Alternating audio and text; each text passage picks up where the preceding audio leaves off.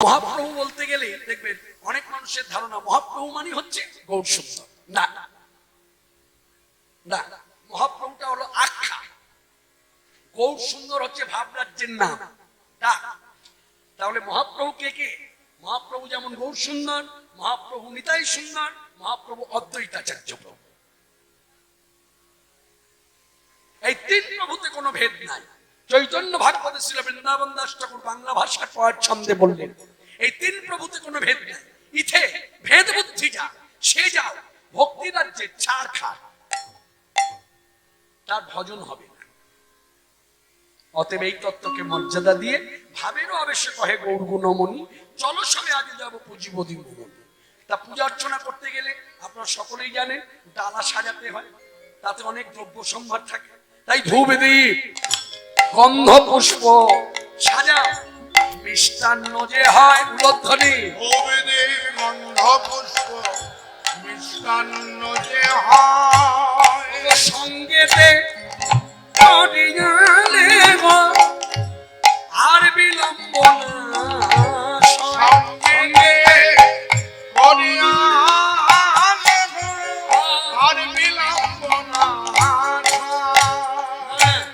আর বিলম্ব সয় না, আর বিলম্ব সহে না, আর বিলম্ব সয় না, আর বিলম্ব সহে না, শীঘ্র করে চলো সবে আর বিলম্ব সয় না, শীঘ্র করে জল সবে আর বিলম্ব সহে না, শীঘ্র করে চলো সবে আর বিলম্ব সয় না, শীঘ্র করে জল সবে আনু পূজা করিব, শীঘ্র করে জল সবে, আনু পূজা করিব, পূজার সময় বয়ে যায়, পূজা করিব পূজার সময় বয়ে যায়, আর বিলম্ব সহে না, সঙ্গে করে যাল গো বিলম্ব না সা, সঙ্গেতে করিয়া লেখো বিলম্ব না সয়। বৈষ্ণব মহাজন পদকর্তা সাক্ষাৎ লীলার দ্রষ্টা, তার সঙ্গে আরেকটি কথা জুড়লেন এবং এটা হলো শেষ পংক্তি।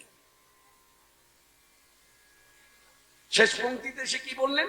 আজকের দিনে কি হবে না, আরাধিয়ে দিনমণি, মানে সূর্যদেব, আরাধিয়ে দিনমণি পুরাবো বাসনা, আরাধিয়ে দিন মনে আজ পুরাবো বাসনা, মোহন হরে দেব করিয়ারাধনা, মোহন কহজে দেহে করিয়া রাধনা, পুরাবো বাসনা, পুরাবো বাসনা, পুরাবো বাসনা, পুরাবো বাসনা, পুরাবো বাসনা, পুরাবো বাসনা, করিব আরাধনা, পুরাবো বাসনা, আমরা করিব আরাধনা, দর্শনের বাসনা, করিব আরাধনা, দর্শনের বাসনা, করিব আরাধনা, দর্শনের বাসনা, পুরাবো বাসনা, মোহন কহজে দেব কোটি আরাধনা। পদাবলীর সমাপ্তি হলো। গৌরচন্দ্রিকা থেকে শুরু করে আপনারা সকলেই জানেন যে নদিয়া জেলার প্রতিটি ভক্ত কীর্তনের ধারা জামালি করতে হয়, কিন্তু কথাটা তুলে ধরার কারণ হলো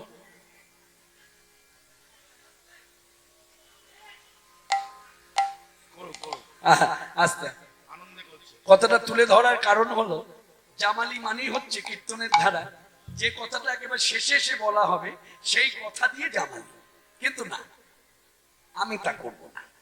সিদ্ধান্তকে মর্যাদা দিয়ে আমি বলবো ডাহাপাড়া ধামের ছিল প্রভু জগদবন্ধু সুন্দর, পরবর্তীকালে এসে যিনি গৌরাঙ্গ লীলা প্রচার করলেন, যিনি জগজ্জীবকে জানালেন, বিশেষ করে বাঙালি ভক্তদের উদ্দেশ্যে বললেন যে আমরা যারা বাঙালি ভক্ত, আমাদের উপাস্য ধনকে, উপাস্য ধন হলো শ্রী শ্রী নিতাই গৌর দুই ভাই। তাই তিনি উচ্চস্বরে গাইলেন, সকলকে শোনালেন, জানালেন যে তোমরা মান্যতা দাও, তোমরা ভজন করো। কি ভজন?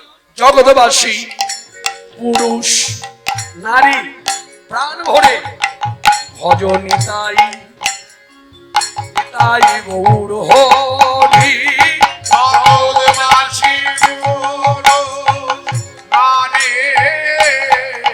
ভজতে গায় গৌর হরি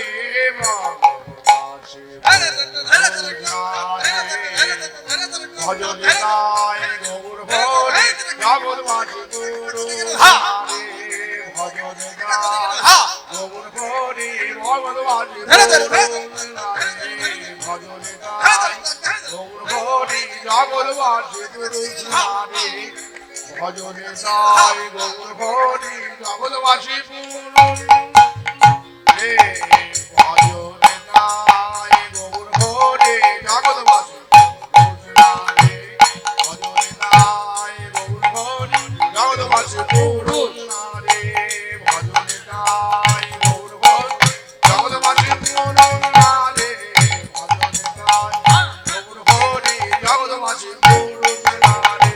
ভজতে গায় গৌর হরি জগৎবাসী গুরু নারে ভজতে গায় গৌর হরি জগৎবাসী গুরু নারে ভজতে গায় গৌর হরি জগৎবাসী গুরু নারে ভজতে গায় গৌর হরি জগৎবাসী গুরু নারে তাই গৌর হরি হরি ও জগৎবাসী গুরু নারে ভজতে গায় গৌর হরি জগৎবাসী গুরু নারে ভজতে গায় গৌর হরি জগৎবাসী গুরু নারে ভজনি তাই গৌর জগৎবাসী পুরুষ নারী ভজতে গায় গৌর হরি হরি আরাধিয়ে দিল মনি পুরাবো বাসনা মহান হয়ে দেব করি আরাধনা এই তত্ত্ব হৃদয় ধরে আজকে সভাস্থলে উপস্থিত ভক্ত বৈষ্ণব পরম বৈষ্ণব গৃহে বনে যে যেখান থেকে এসেছেন স্থান যাই হোক বয়স সীমা যাই হোক বক্তা হয়ে প্রথমে সকলের চরণধুলি মানসে মাথায় নিলাম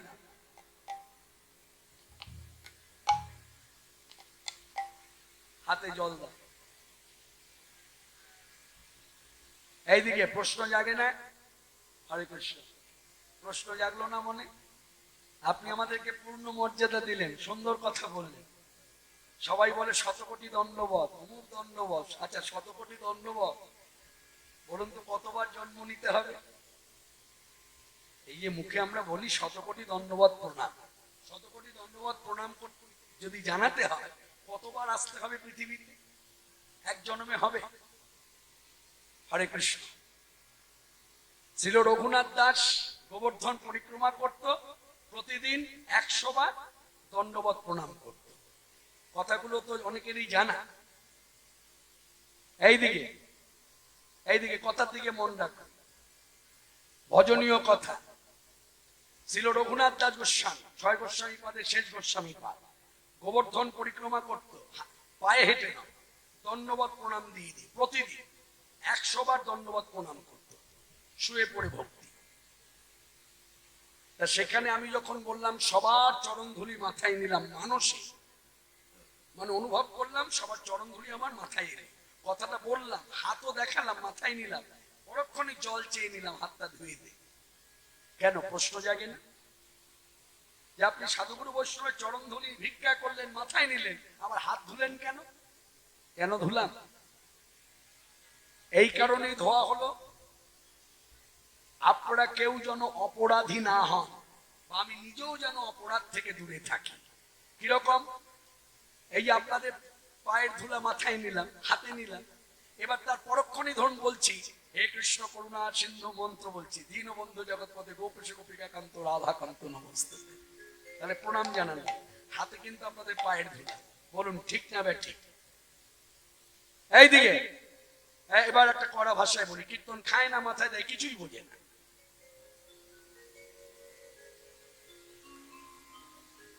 এবার একটু কড়া ডোজ দিলাম অনেকক্ষণ সহ্য করলাম দেখলাম বিনয়ী হয়ে কথা বললে এখন বিনয়ীর যুগ নয় এই যুগটা বিনয়ীর যুগ নয় যত বিনয়ী হবেন তত দুর্বল ভাববে আমি একটা কথা আপনাদের বলি যারা যারা কথা বলবেন তারা যদি সিদ্ধান্ত নিয়ে থাকেন কথা বলবেন তাহলে কথা বলুন তবে আস্তে আস্তে বলুন কথা যেন এখানে না পৌঁছয় এমন কোন আচরণ করবেন না যে কোনোদিন তো কীর্তন শুনি, এই প্রথম শুনছি, এইরকম ভাব যেন প্রকাশ না পায়। আপনারা বিধগত জন, জেলা নদিয়া জেলা, খুব ভক্তির জেলা। হ্যাঁ, যাই হোক, প্রতিদিনই কীর্তন হয় এখানে ওখানে সেখানে। আজকে সভা মধ্যে দাঁড়িয়ে যে কথাটা বলছি, কথাগুলো মনে রাখবেন। নিজেকে দিয়ে আপনাদেরকে জানাতে চাই, যারা এই কার্যগুলো ভুল করেন, অনেক সময় দেখা যায় বৈষ্ণবকে প্রণাম করলো, নিষ্ঠাবান ব্রাহ্মণকে প্রণাম করলো বা নিষ্ঠাবান ভক্তকে প্রণাম করলো, করে হাতটা ধুলো না, না ধুয়ে কি করলো, জগন্নাথ মন্দিরে গিয়ে প্রণাম করে দিল। মনে রাখবেন, ওই প্রণাম যে করলো, ভক্তি কিন্তু নষ্ট হয়ে গেল। কারণ আপনি যাকে প্রণাম করলেন তার দেহটা জড়দেহ, আর যেখানে প্রণাম করলেন সেটা চিন্ময় দেহ। তাহলে তার পায়ের ধুলাটা নিয়ে গিয়ে ওখানে যখন দিয়ে দিলেন, তাহলে অপরাধী আপনি, যেমন যার পায়ের ধুলা দিলেন তাকে অপরাধীর দিকে ঠেলে দিলেন। এই কারণে নিয়ম হচ্ছে, যখনই কাউকে প্রণাম করব হাতটা ধৌত করব। এমন গুরুপদ মধ্যে ভক্তি করবার পরেও হাত ধুয়ে নিতে হয়। দেখবেন সৎ গুরু হলে বলে, প্রণাম করেছো, হাত ধুয়ে বলে, কেন না, আমার মন্দির ভাগে বিগ্রহ আছে, তুমি গিয়ে যদি বিগ্রহে প্রণাম করে দাও তাহলে আমি অপরাধী হয়ে যাব। এইসব শিক্ষাগুলো প্রচার কম। আমরা কথা সম্পূর্ণ করলাম। এবার আমাদের আস্বাদনের বিষয়বস্তু যা নিত্যলীলা, সূর্য পূজা, ধাম বৃন্দাবন। আমি এখন সভা মধ্যে দাঁড়িয়ে আপনাদেরকে বলবো না চলুন বৃন্দাবনে যাই, সাংঘাতিক সিদ্ধান্ত, ভুল হবে। এখন যদি বক্তা হয়ে দাঁড়িয়ে বলি চলুন বৃন্দাবনে যাই, ভুল হয়ে গেল। আর বৃন্দাবনে তো বসেই আছে, আর বৃন্দাবনে বসে আছি মানে বৃন্দাবনে প্রবেশ করেছি কখন থেকে? আজকের দিন রাত্রিটা অষ্টকালীন লীলা। প্রথম যিনি রসদগার করেছেন বক্তা হিসাবে, রসদগার, তখনই আমরা লীলার মধ্যে ঢুকে গেছি, তার মানে তখনই আমরা বৃন্দাবনে ঢুকে পড়েছি। তাহলে ধাম বৃন্দাবন বসেই আছে, আর নতুন করে যাবার কিছু নেই। এই ধাম বৃন্দাবনে বসে যা করণীয় আমাদের তা করতে হবে। কি করব? আসুন সবাই মিলে গাইব, স্মরণ করব। সবাই মিলে হাতে তালি দিয়ে আমার সঙ্গে কীর্তন করতে পারেন, এই কীর্তন করবার অধিকার সকলে। সবাই মিলে হাতে তালি দিয়ে গাইবেন। শ্রী রাধা রমন রমণী মন মোহন বৃন্দাবন বন দেবা। শ্রী রাধা রমন রমণী মন মোহন বৃন্দাবন বন দেবা। শ্রী রাধা রমন রমণী মন মোহন বৃন্দাবন বন দেবা। শ্রী রাধা রমন রমণী মন মোহন বৃন্দাবন বন দেবা। অভিনব রাস রসিক বরনাগর নাগরী গণকৃত সেবা। অভিনব রাস রসিক বদনাগন নাগরী গণকৃত সেবা। শ্রী রাধা রমন রমণী মন মোহন বৃন্দাবন বন দেবা। শ্রী রাধা রমন রমণী মন মোহন বৃন্দাবন বন দেবা। ব্রজপতি দম্পতি হৃদয়ানন্দ নন্দন নবঘন শ্যাম। নন্দীশ্বর পুর পুর টপটম্বর নন্দীশ্বর পুর পুর টপটম্বর রাধানুজ গুণ রামানুজ গুণ ধাম। রামানুজ গুণ ধাম। শ্রী রাধা রমন রমণী মন বৃন্দাবন বন দেবা। শ্রী রাধা রমন রমণী মন মোহন বৃন্দাবন বন দেবা। শ্রী রাধা রমন রমণী মন মোহন বৃন্দাবন বন দেবা। গোবর্ধন ধর ধরণী সুধাকর মুখরিত মোহন বংশ। ধন ধন ধরণী সুধাকর করিত মোহন বংশ। গোবর্ধন ধর ধরণী সুধাকর মুখরিত মোহন বংশ। ধন ধন ধরণী সুধাকর করিত মোহন বংশ। দাম সুদাম সুবল সখা সুন্দর দাম। রাম সুনাম সুবল সখা সুন্দর। শিখি চন্দ্র চারু অবতংশ। শিখি চন্দ্র চারু অবতংশ। শিখি চন্দ্র চারু অবতংশ। শ্রী রাধা রমন রমণী মন মোহন বৃন্দাবন বন দেবা। শ্রী রাধা রমন রমণী মন মোহন বৃন্দাবন বন দেবা।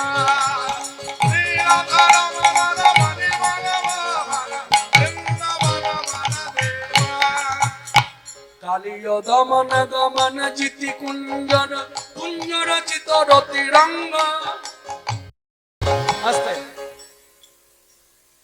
বসুন মা, বসতে দাও মাকে, বসতে দাও,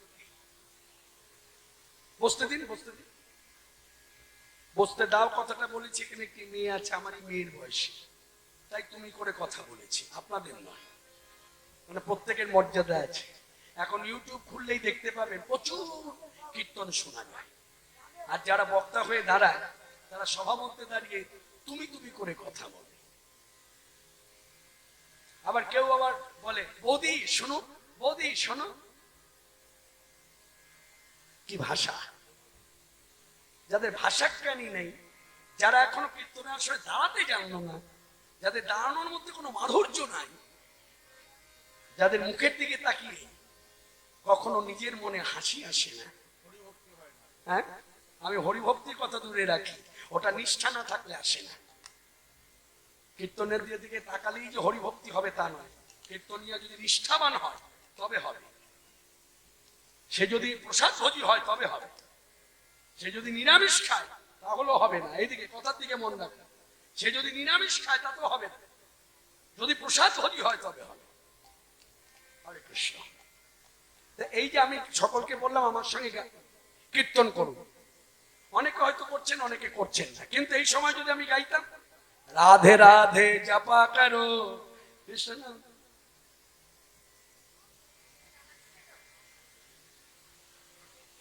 হ্যাঁ গাইবো, গাইবো, নিশ্চয়ই গাইবো, বসুন বসুন, নিশ্চয়ই গাইবো বাবা, গাইবো, নিশ্চয়ই গাইবো।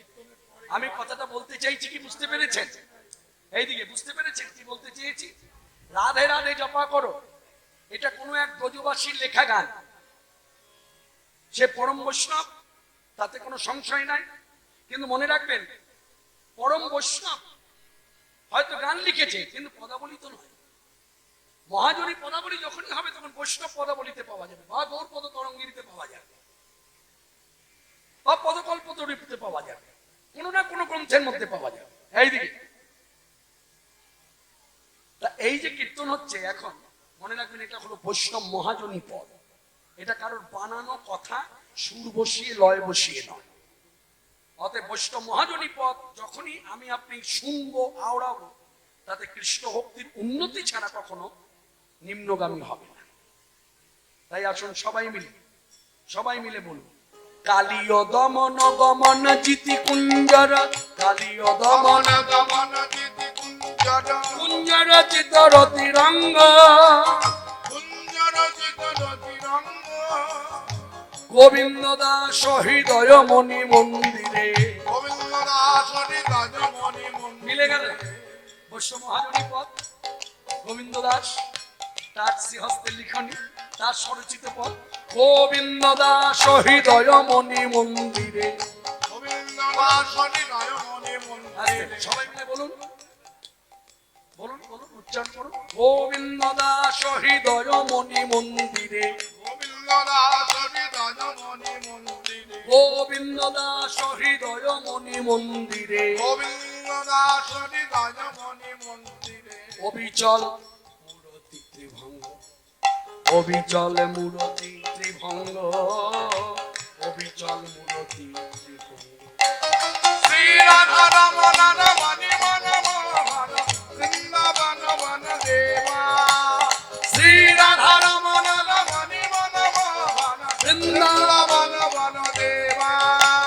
শ্রী রাধা রমণ রমণী বন মোহন, বৃন্দাবন বন দেবা, বল বৃন্দাবন বন দেবা, বৃন্দাবন বন দেবা। হে বলে ভাই ধাম বৃন্দাবনে কি জয় রাধা ঠাকুরানী কি, জয় ভগবান শ্রীকৃষ্ণচন্দ্র কি, অনুগত দাসী দাসী কি, জয়। শ্রী গুরু প্রেমানন্দে নিতাই গৌর হরি হরি হরি বল। আমি আগে ভাগে আপনাদের কাছে একটি কথা বলতে চাই, সে কথা হলো প্রতি বছর যেভাবে সূর্য পূজা লীলা আমরা আস্বাদন করে থাকি, আজকে তার একটু ব্যতিক্রম হবে, তবে সিদ্ধান্ত অনুযায়ী।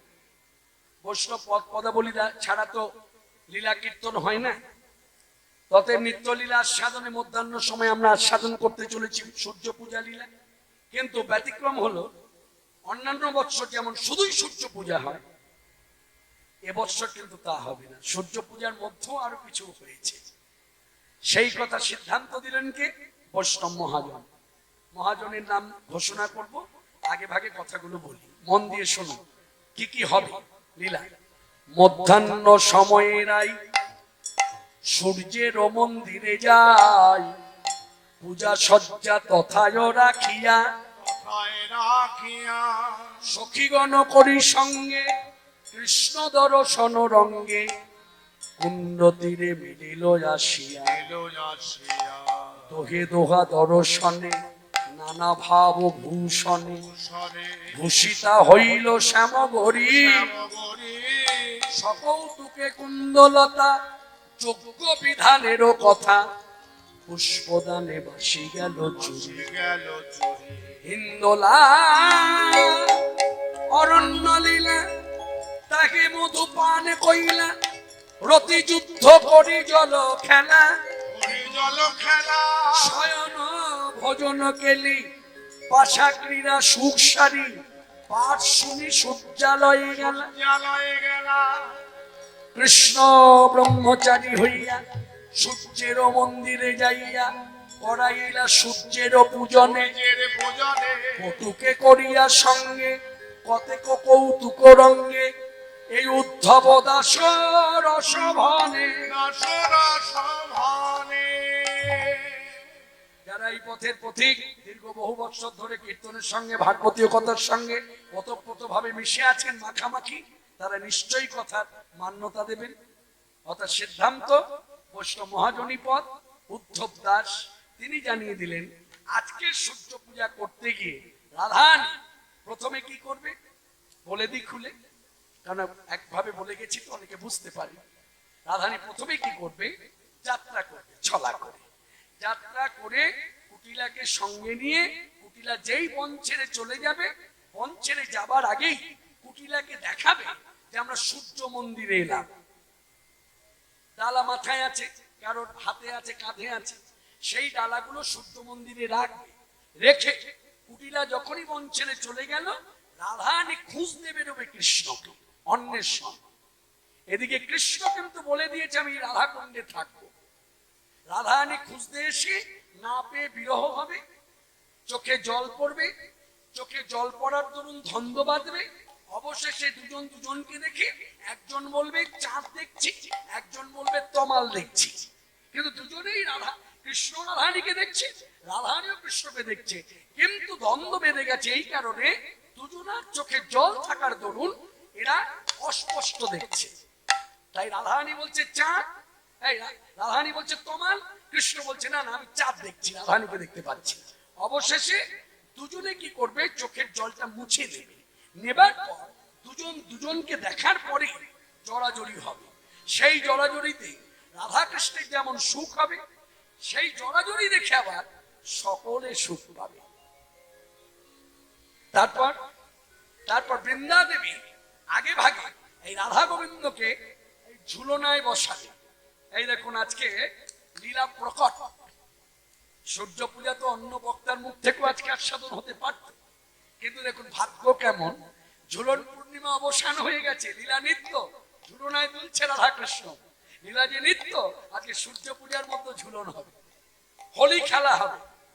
শ্রীকৃষ্ণের ইচ্ছা যখন তখন যখন কিছু ঘটাতে পারে, না হলে অত বড় বৃন্দাবন ধাম এখনো গেলে দেখা যায় রাধারানীর শ্বশুরালয় থেকে যদি পায়ে হেঁটে রাধারানী আসে গোবিন্দের কাছে, তাহলে 3.5 ঘন্টা সময় লাগে তথ্যগত বিচারে। কারণ আমি আপনি গিয়েছেন, যাব, সেখান থেকে যদি আসি তাহলে 3.5 ঘন্টা সময় বাসে সড়ক পথে, তাহলে ওখান থেকে এতক্ষণ সময় লাগে, তাহলে রাধারানী এত সহজে মিলতো কি করে? খুব সহজ, ভক্তির অনুভবের কথা। ভগবান শ্রীকৃষ্ণ যখন লীলা করতেন তখন এই প্রসারিত বৃন্দাবনকে তিনি কৃপা শক্তির দ্বারা সংকুচিত করে নিতেন, মানে ছোট করে নিতেন। নিতাই গৌর হরি হরি। এইভাবে ভেঙে ভেঙে বুঝতে হবে, তবেই দেখবেন সহজ হচ্ছে।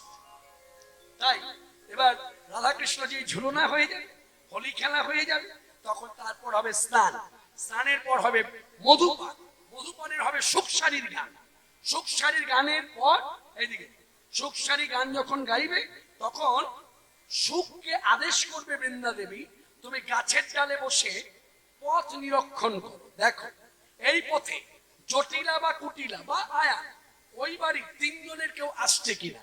যদি আসে আমরা তো পাশা খেলায় মত্ত হয়ে থাকবো, বহির্ভাগের দৃষ্টি আমাদের থাকবে না।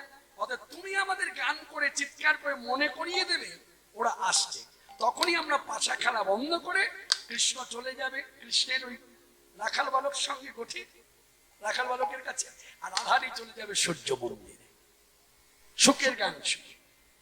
তারপরে যা ঘটনা জটিলা আসবে, পূজা হবে ইত্যাদি।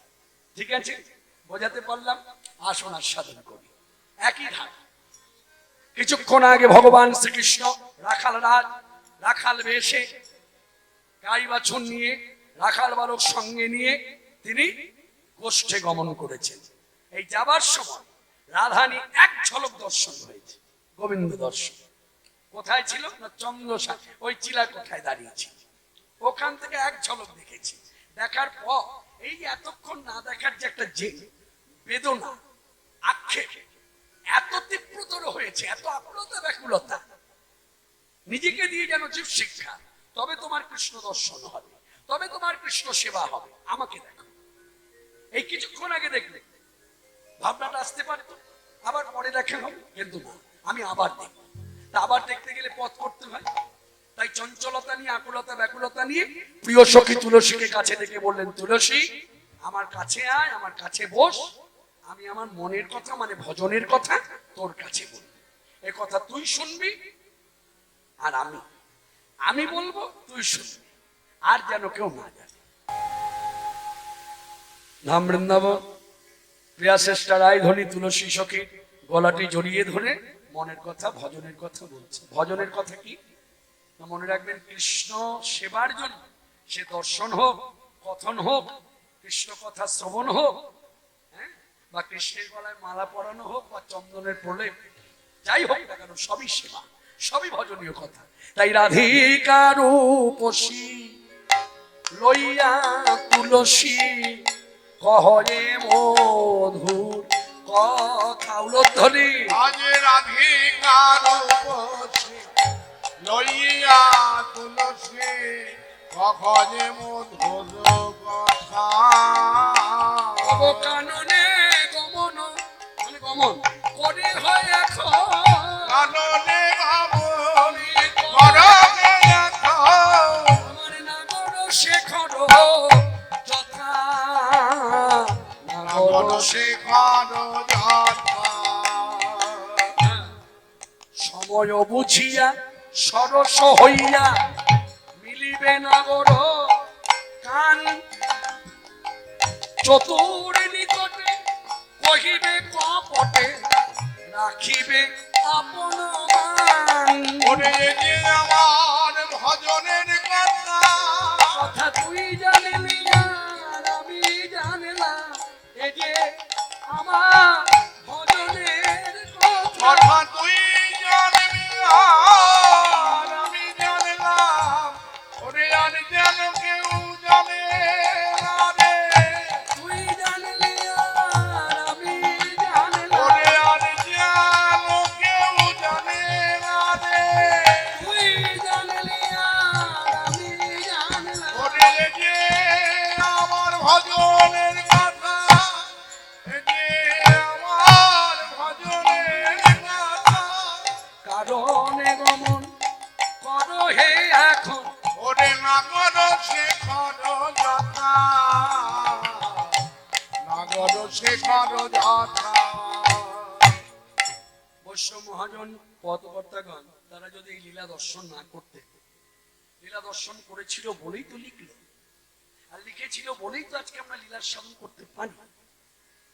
এইভাবে কথাগুলো ভাবতে হবে, না বলে আমাদের সাধ্য ছিল এই জড়দেহে এই রক্ত মাংসে গড়া শরীর, যে রক্ত পচে গেলে পুজ হয়, কি বক্তা কি শ্রোতা কোনো ভেদ নাই।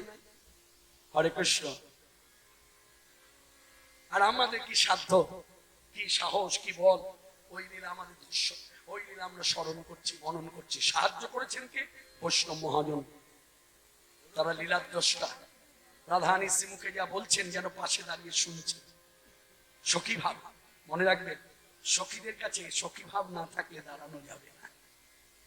ওখানে আমি পুরুষ না, মনে রাখবেন ওটা ভোটের তালিকায় পুরুষ, রেশন কার্ডে পুরুষ, আবার অন্যান্য কাজকর্ম ক্ষেত্রে পুংলিঙ্গ।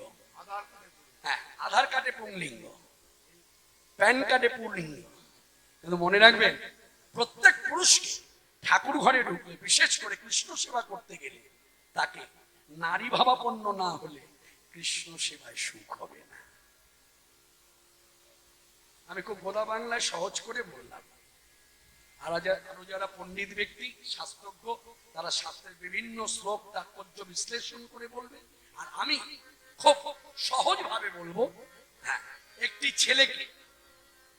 ছেলেকে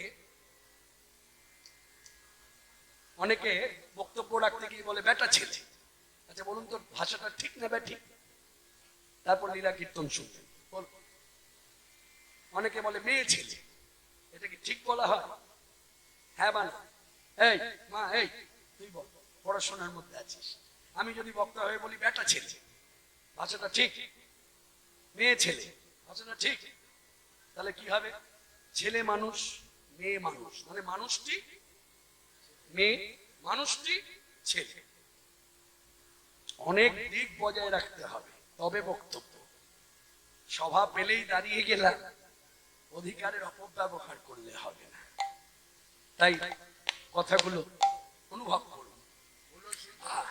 দাঁড়া, সাক্ষাৎ লীলার দোষটা এই, বসে পাশে বসে আছে সখী ভাবে কথাগুলো শুনেছিল, দেখেছিল বলেই লিখে জানালো। রাধারানী সখীকে বলে দিল, তুলসী তুই যাবি, ও এখন সখাদের সঙ্গে আছে, গিয়ে আমাকে ভুলে যায়নি তো? আমি যেভাবে ওর কথা স্মরণ মনন করি, ওর কথা সবসময় ভাবি, ও আমার কথা ভাবে তো? তুই শুধু এই ভাবটা জেনে আসবি, কিন্তু ওকে কিন্তু বুঝতে দিবি না, তোর শরীরী ভাষায় যেন কোনোভাবে প্রকাশ না পায় যে আমি তোকে পাঠিয়েছি, আমি ওর জন্য আকুল।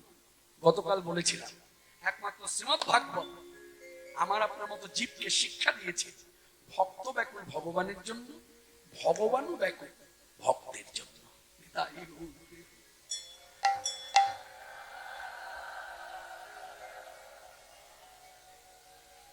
বলছে প্রমাণ, অপেক্ষা করুন, বৈষ্ণব পদাবলী ধীরে ধীরে এগিয়ে যায়। যেই তুলসী শুনে বললো, শোনো রাধে, তুমিও নারী আমিও নারী, নারী জাতির মান কি করে বাড়ে, কোন কথাতে বাড়বে কমবে সেটা আমি খুব ভালোই জানি, তোমাকে বলতে হবে না। তাহলে আমি যাত্রা করি, তুলসী তুলসী মনেতে হরসি, উলধ্বনি তুলসী তুলসী মনেতে হরসি, তুলসী মনেতে হরসি, চলিলা রায়ের বলে, চলিলা রায়ের বলে, কর্পূর তাম্বুল লেই ফুলহার, কর্পূর তাম্বুল লেই ফুলহার, মিলিলা সরসি কুলে, মিলিলা সরসি কুলে, রাধা কুণ্ড তীরে এসে মিলিত হলো, রাধা কুণ্ড তীরে দাঁড়ালো এসে, কুণ্ড তীরে দাঁড়ানো এসে, রাধা কুণ্ড তীরে দাঁড়ালো এসে, সেই রাধা সেই কুণ্ড, রাধে রাধে রাধে রাধে, সেই রাধা সেই কুণ্ড, জয় রাধে রাধে রাধে বলে, সেই রাধা সেই কুণ্ড, কুণ্ড তীরে দাঁড়ালো সরসি কুলে, আজ মিলিলা সরসি কুলে। এই বৃন্দা দেবী, ওই তুলসী তিনি কি করলেন? রাধারানীর কাছ থেকে অনুমতি ভিক্ষা করলেন, ও আদেশ করলো যাও যাত্রা করো। অমনি একটা ডালার মধ্যে কর্পূর তাম্বুল লেই ফুলহার, মানে ফুলের মালাও নিলেন। কেন নিলেন, কি কারণে নিলেন? যারা ভক্তি রাজ্যে আছেন, ভক্তি রসে ডুবে গেছেন, তারা নিশ্চয়ই ইশারা ইঙ্গিতে বুঝে গেছেন কেন নিয়েছে। তুলসী সব সাজিয়ে যাত্রা করলেন। এবার তুলসী যখন বনে এসেছে, গোবিন্দ তো আছেন, হঠাৎ করে দেখা, গোবিন্দের সঙ্গে দেখা হয়ে গেছে।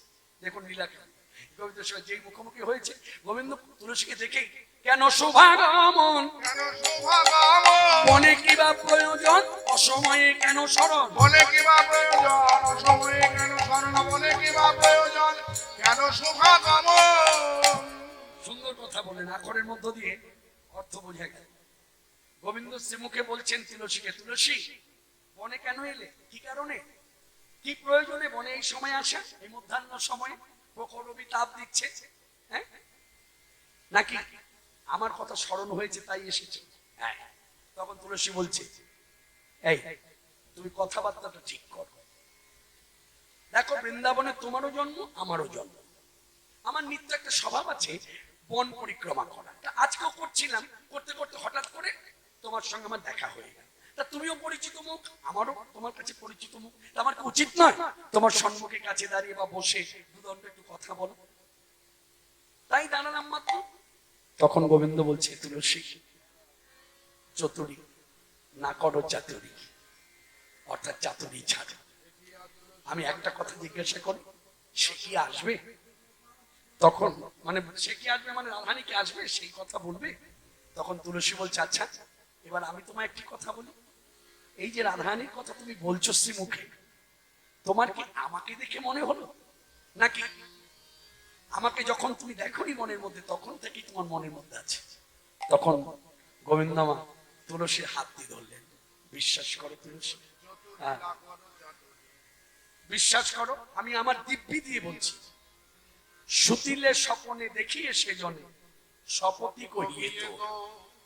আস্তে, সুতিলে স্বপনে আমি কখন দেখি জান? সবসময় তো তার কথা ভাবি, সবসময় তাকে দেখতে পাই স্মরণে মননে। যখন আমি ঘুমিয়ে থাকি, ঘুমের ঘরে যখন স্বপ্ন দেখি, স্বপ্ন আমার রাইধনীকে দেখতে পাই। আর এই কথা যদি তোমার বিশ্বাস না হয়, আমি আমার দিব্যি দিয়ে কথা বলছি, শপথি কহিয়ে তো। এবার তুমি বলো, সে কি আসবে? পদকর্তা বৈষ্ণব, পদকর্তা মহাজন, পদ মহাজন পাশে দাঁড়িয়ে সখী ভাবে গোবিন্দকে উদ্দেশ্য করে বলছেন, হে বধূ, যার কাছে তুমি জিজ্ঞাসা করছো সে আসবে কিনা, সে যে তাকে বলতে মানা করে দিয়েছে, তাই তার কাছে জিজ্ঞাসা করো তুমি পাবে না। আমি তোমায় বলি, শেখর আসিয়া সময় বুঝিয়া, সময় বুঝিয়া শেখর আসিয়া মধুর করিয়া বলে, সে যে বিনোদিনী আসিবে এখনই থাকো সরসী কুলে। সে যে বিনোদিনী আসিবে এখনই থাকো সরসী কুলে। রাধা কুণ্ড তীরে বসে থাকো, কুণ্ড তীরে বসে থাকো, কুণ্ড তীরে বসে থাকো, কুণ্ড তীরে বসে থাকো। বসে বসে নাম জপ করো, কুণ্ড তীরে বসে থাকো। তুমি বসে বসে নামে জপ করো, কুণ্ড তীরে বসে থাকো। গোবিন্দকে নাম জপ করতে বলছি। এইদিকে এইদিকে ভক্ত জপ করে কি? ভগবানের নাম, তাই তো? দেখুন ভগবানও ভক্তের নাম জপ করছে, তাহলে কথাটা মিলে গেল ভাগবতের সিদ্ধান্ত। ভক্ত যেমন ব্যাকুল, ভক্তের যেমন লোভ, লালসা, কামনা, বাসনা, কৃষ্ণ সেবা, কৃষ্ণ দর্শন, একই ভাব অপরদিকে ভগবান শ্রীকৃষ্ণ তাই। যদি নিষ্ঠা থাকে, এখানে কিন্তু আছে, যদি নিষ্ঠা থাকে। আবার দুরন্ত ছেলে মেয়ের চিন্তা যেমন বাবা মা করে, তেমনি ভগবান অবাধ্য ছেলে মেয়ের কথাও ভাবে, এখানেও কথা আছে। তা যাই হোক, ভক্তি রাজ্যে দাঁড়িয়ে ভক্তের অনুভব নিয়ে বললে বলা যায় ভগবানও চিন্তিত, ভগবানও নাম জপ করছেন। কি নাম? রাধা নাম। পাশ থেকে যেন বলছেন, শুধু রাধা নাম জপ করলে হবে না গো, এই জপের সাথে সাথে জপ আর কাঁদো বসে, জপ আর কাঁদো বসে, জপ আর কাঁদো বসে, জপ আর কাঁদো কাঁদবে বসে। কাঁদিলে প্রাপ্তি নিকট হবে, রাধে রাধে রাধে বলে, কাঁদলে প্রাপ্তি নিকট হবে, রাধে রাধে রাধে বলে। প্রাপ্তি নিকট হবে, জপ আর কাঁদো বসে। থাকো সরসী কুলে, থাকো সরসী কুলে। কোথায় থাকতে বললো? সরসীকুল। আস্তে, সরসীকুল কথার অর্থই হচ্ছে রাধা কুণ্ড। মনে রাখবেন, আমি খুলে বলে দিই, না হলে এখানে একটা ধৃষ্টতা প্রকাশ পায়, অনেকের ভাবনা আসতে পারে, বাহ খুব জ্ঞানী লোক তো, সরসীকুল কথার অর্থ আমরা তো জানতাম না। কেউ কেউ জানি, কিন্তু সবাই তো জানতাম না যে রাধা কুণ্ড। মনে রাখবেন, আমারও অজানা ছিল। আমার পরমারাধ্য গুরুদেব কৃপা করে আমাকে বললেন, কৃষ্ণ এই পদাবলী কীর্তন করিস? হ্যাঁ। সরসীকুল মানে বুঝিস? তখন আমার 23 বছর বয়স। আস্তে,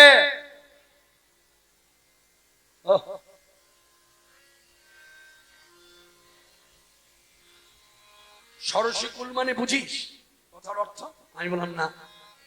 বলছে সরসীকুল কথার অর্থ ওই যে তুলসী ডালায় করে যা এনেছিল, তাতে কি ছিল? ফুল ও হাত, মানে ফুলের মালা।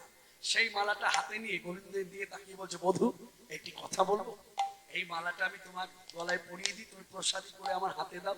তখন গোবিন্দ তুলসীকে বলছে, তুলসী এই মালা প্রসাদী করে নিয়ে যাবে কেন? কি কারণ? বলছে, দেখো এই মালা যে প্রসাদী করে নিয়ে যাবো, দুটো কথা। এক, প্রথম কথাটা বলি, আমি যে তোমার কাছে এসেছিলাম, আমাকে যে রায়ধনী পাঠিয়েছে, এরকম মনে ভাবটা, মানে আমি যে এসেছিলাম এটা তার প্রমাণ মনে মনে ভাবছি। এক, মালা হাতে নিয়ে যাবে, প্রমাণ। আর দুই, যেটা প্রধান কারণ, যেটা গোবিন্দের কাছে বলেই দিলেন, শোন, কেন মালা প্রসাদী করতে চাইছি না? প্রসাদী যখনই হবে তখন ওই ফুলের মধ্যে তোমার অঙ্গগন্ধটা মিশে থাকবে, আর তোমার অঙ্গগন্ধযুক্ত মালা যখনই আমি আমার রায়ধনীর গলায় পরিয়ে দেব, আমার রায়ধনীর সুখ আরো বর্ধিত হবে। তাই রাধারানীকে সুখ দেবার জন্যই যে এতক্ষণ যে তোমাকে না পাওয়ার যন্ত্রণা, বেদনা, জ্বালা সব দূরীভূত হবে এই অঙ্গগন্ধ মালা যদি তার গলায় পরিয়ে দিই। কেন জানো? তোমার অঙ্গগন্ধ ভালোবাসে, তোমার অঙ্গ বন্ধ বড় ভালোবাসে। তাই প্রসাদী মালা দাও আমার হাতে, আমি পরাবো রায়ধনীর গলে। আমি প্রসাদী মালা দাও আমার হাতে, আমি পরাবো মালা রায়ধনীর গলে। তোমার অঙ্গ বন্ধ বড় ভালোবাসে। প্রসাদী মালা হাতে নিল, নিয়ে এই তুলসী ছুটে এলো কার কাছে? তুলসী আসিয়া সবে সমাচারে কহে, তুলসী আসিয়া সবে সমাচারে কাকে। শুনি সুবদনী ধ্বনি হরষিত মনে, শুনি সুমধুনি ধ্বনি হরষিত মনে। ও রাই কণ্ঠে সেই ফুলমালা দিলেন ললিতা। তাই কণ্ঠে কুঞ্জমালা দিলেন ললিতা। আস্তে আস্তে, রাই কণ্ঠে গুঞ্জামালা নয়, গুঞ্জামালা আলাদা, ফুলমালা আলাদা। গুঞ্জামালা একটু বলে দিই আপনাদের, এই রাধারানীর ব্যবহৃত গুঞ্জামালা, এটা চৈতন্য লীলার কথা, ভজনীয় কথা, অসিদ্ধান্ত নয়, যার জন্য এখানে প্রকাশ করছি। চৈতন্যদেব এই রায়কণ্ঠের গুঞ্জামালা, ব্যবহৃত মালা তিনি পেয়েছিলেন। তাকে কে দিয়েছিল? শাস্ত্র ঘাটলে জানা যায় প্রকাশানন্দ সরস্বতী বলে গৌর অনুগত এক ভক্ত ছিল। তিনি সন্ধান করতে করতে করতে করতে খুঁজতে খুঁজতে খুঁজতে খুঁজতে রাধারানীর কৃপায় তার গলার ব্যবহৃত গুঞ্জামালা পেলেন। পেয়ে ভগবান চৈতন্য দেবের হাতে দিলেন। ভগবান চৈতন্যদেব যখনই জপে বসতেন তখনই ওই মালা তিনি গলায় পড়তেন। সেই মালা পরবর্তীকালে যাকে দিলেন তিনি হলেন ছয় গোস্বামী পাদের শেষ গোস্বামী পাদ ছিল রঘুনাথ দাস গোস্বামী। সবাই মিলে উল্লধ্বনি করুন। রাই কণ্ঠে কুঞ্জমালা দিলেন ললিতা। রাই কণ্ঠে কুঞ্জমালা দিলেন ললিতা। রাই কণ্ঠে সেই ফুলমালা দিলেন ললিতা। ও রাই কণ্ঠে কুঞ্জমালা দিলেন ললিতা। ও চম্পক যুগল দুই কর্ণে অবতং সীতা। চম্পক যুগল দুই কর্ণে অবতং সীতা। রাই কণ্ঠে গুঞ্জামা, ওই রাই কণ্ঠে ওই ফুলের মালাটা কে দিল? আস্তে আস্তে এই জায়গাটা ভাবার বিষয়। কে দিল? তুলসী প্রসাদী করে আনলো। আচ্ছা, তুলসী তো পরিয়ে দিতে পারতো না। মনে রাখবেন, সেবার ভাগ আলাদা, ভাগ প্রত্যেকের আলাদা করা আছে, আছে না? এই ধারাগুলো দেখবেন মঠ মন্দিরে দেখা যায়। প্রত্যেক সাধুর কাজ কিন্তু এক নয়। যে ভালো রন্ধন করতে পারে সে ভোগ ঘরে, যে ভালো ভিক্ষা করতে পারে তাকে গ্রামে কুটিরে কুটিরে পাঠিয়ে দেয়, যে ভালো শৃঙ্গার করতে পারে ভগবান তাকে শৃঙ্গারের ভাগ দেয়। ঠিক তদ্রূপ প্রত্যেক সখী সেবার ভাগ আলাদা। এখানে তুলসী দেবী, তুলসী সখী যদি সরাসরি মালাটা এনে গলায় পরিয়ে দেয় তাহলে রাধারানীর মান হবে। মান হলে লীলা আবার উল্টো দিকে ধাবিত হবে, তাই না? যার হাতে দিয়ে পড়ালে পরে তার সুখ বাড়বে, তার হাতেই দিলেন। সে হলো রাই প্রিয়া ললিতা, মানে যার সম্পূর্ণ অধিকার আছে রাধারানীর গায়ে যখন তখন হাত দিয়ে কথা বলতে পারে। সেই ললিতা, রাই প্রিয়া ললিতার হাতে যখন মালাটা দিয়েছেন, ললিতা সুখ প্রসাদী মালাটা রাধারানীর গলায় পরিয়ে দিয়েছে। তাহলে রাধারানী গলায় যদি পরিয়ে দেয়, আপনার সামান্য বক্তার গলায় মালা পড়ালে উলধ্বনি করেন, আর শুনলেন উলধ্বনি করবেন না? বলার পরে হরি হরি জয় রাধে জয় রাধে। রাই কণ্ঠে কুঞ্জমালা দিলেন ললিতা। চম্পক যুগল দুই কর্ণে অবতং সীতা। ও বড় ভালোবাসি গো, বড় ভালোবাসে গো কৃষ্ণ অঙ্গ গন্ধ মালা বড় ভালোবাসি গো। কৃষ্ণ গন্ধ মালা। আজ রাই কণ্ঠে পড়াইল, কৃষ্ণ গন্ধ মালা। আজ রাই কণ্ঠে পড়াইল, কৃষ্ণ গন্ধ মালা। আজ রাই কণ্ঠে পড়াইল। কৃষ্ণ গন্ধ মালা। বড় ভালোবাসি গো। তা রাধারানী জিজ্ঞাসা করলেন কোথায় আছে, কি দেখলি? বলে দেখেছি, তুমি যেমন তার জন্য আকুল, সেও তোমার জন্য আকুল। সত্যি? সত্যি। আচ্ছা আচ্ছা, তুই জেনে এসেছিস কোথায় থাকবে? হ্যাঁ বলেছে রাধা কুণ্ডে থাকবে। তাই বেশ, তাহলে চল এবার সবাই সাজে। এই বলে ডালা সাজাতে শুরু করলো। তুলসী বচনে সবে সখী গণে দেব পুজিবার তরে, দেব পুজিবার তরে। উলধ্বনি তুলসী ভজনে সব সখী গণে দেব পূজে বড় তারে। এখানে যারা যারা উপবাস করে আছেন, উপবাসে যারা সূর্য পূজা করবেন, তারা ইতিমধ্যে ডালা সাজিয়েছেন, আস্তে আস্তে প্রস্তুত হয়ে যান। পূজন ভাজন আমি জানি না আপনারা কোথায় এসে বসেন, পূজন দোষ ত্রুটি ক্ষমা করবেন, আমার জানা নেই। আপনাদেরকে এইভাবে হয় এখানে পূজা করতে আসে? আচ্ছা আচ্ছা, পূজা করতে আসে, ডালা রেখে কি নাচ গান হয়? হ্যাঁ নাচ গান হয়। আচ্ছা ঠিক আছে, আস্তে, বেশ বেশ, নাচ গান হয়। তাহলে আমি কথা কাটবো না, নতুন নিয়ম দেখাবো না, তাতে অনেক বিরোধিতা আসবে। তাই যারা যারা নৃত্য করবার, আনন্দ করবার বহিঃপ্রকাশ করবেন। কিন্তু আমার একটা প্রশ্ন জাগছে মনে, এখানে জায়গা কোথায় নৃত্য করবা? এইখানে নিচে? তাহলে আমি বলবো ক্যামেরাম্যান যারা আছেন, যারা যারা ইউটিউব চ্যানেল থেকে এসেছেন বিভিন্ন, তাদেরকে বলবো যখন আমার মায়েরা এখানে এসে যাবে পূজা করতে, আপনারা কিন্তু ক্যামেরা গুটিয়ে নেবেন, এটা আপনাদের বিশেষ অনুরোধ। ঠিক আছে, চলো নাচ সাধন করো। তুলসী বচনে সব সখীগণে দেব পুজিবার তরে, বিধি অবচর নানা উপাচার পূজন ভাজন ভরে। কি কি বললো? চিনি ফেনি কলা মাখন রসালা রে হরি কদম্ব তিলা। চিনি ফেনি কলা মাখন রসালা রেবরি কদম্ব দিলা। চিনি ফেনি কলা মাখন রসালা রেবরি কদম্ব দিলা। হরে কৃষ্ণ। চিনি বুঝতে অসুবিধা নেই, ঘরে ব্যবহার করি। কলা বুঝতে অসুবিধা নেই। আর ফেনি কি? আস্তে, হ্যাঁ বলুন বলুন। এই তো, বাহ, খুব ভালো। সকলের তো জানা নেই, তাই মাইকে ঘোষণা করি। ফেনি মানে বাতাসা। হরি হরি বল। রেবরি কদম্ব দিলা। ও গো পুরি পোয়া খাজা পেড়া সর ভাজা। পুরি পোয়া খাজা বেনাসর ভাজা। পুরি পোয়া খাজা পেড়া সর ভাজা। পুরি পোয়া খাজা বেনাসর ভাজা। এটা করিয়াছিল রাধিকা করিয়াছিলা। অমৃত কেলিকা আদি সে লাড্ডুকা সুঘৃত মুগধ ঝুরি। অমৃত কেলিকা আদি সে লাড্ডুকা সংস্কৃত মুখাত ঝুরে। দেবতা পূজনে করিয়া যতনে দেবতা পূজনে করিয়া যতনে। স্বর্গরামে ছিড়ে খেলি, স্বর্গরামে ছিড়ে। আজ দেবতা পূজনে করিয়া যতনে দেবতা পূজনে করিয়া যতনে। স্বর্গরামে ছিড়ে খেলি। স্বর্গরামে ছিড়ে খেলি। এখন আস্তে, ডালা তো সাজানো হলো, এবার রাইঘড়িকে তো সাজতে হয়। এইদিকে যার জন্য দেখবেন যত কৃষ্ণদাস কৃষ্ণদাসী, তারা যখন কৃষ্ণ সেবার জন্য এইভাবে ভাবো। আস্তে আস্তে একটু বলি, মন খুলে একটু বলি, দেখবে অন্যান্য দিন স্বরূপ হোক চাই না হোক, যেদিন সেই ব্যক্তি কৃষ্ণদাস হয়, তার নিজ গুরু বাড়িতে যাচ্ছে, গুরু বাড়িতে যাওয়ার সময় দেখবেন সে কিন্তু স্বরূপ পড়ে যায়। সব দিন তো সবার হয় না, যার জন্য আমাদের এই বৈষ্ণবীয় রীতিনীতি ধারায় একটি সহজ পথ আছে।